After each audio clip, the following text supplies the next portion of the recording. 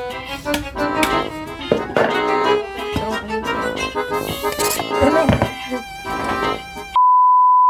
mga ka-vines!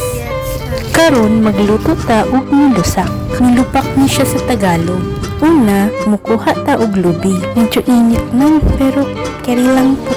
May mga piso na bueng. Ibutang sa nato na diha. So, kinahanglan po nato ang saging na saba. Kanang dabong kuha aha aron dili lata ang resulta sa atong nilusak. Ug idunag nato aron maluto. Andaman ug dunagon po nato ang balanghoy. Ug magbunot na ta sa lubi. Be careful guys.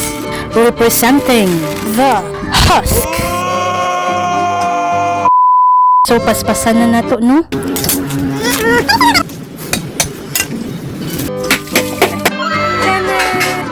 Paminawa sa ninyo.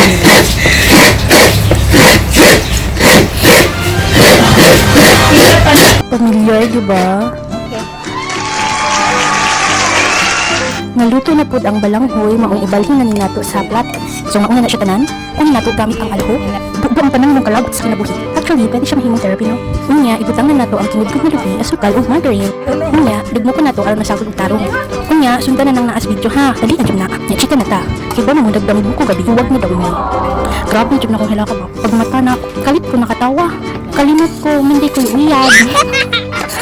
Kidding aside, na ako'y tambag na.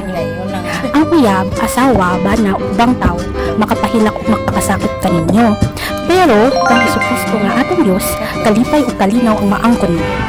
So, mauna ni, hapit na mahuman. Lami ka ay. Don't forget to like and subscribe.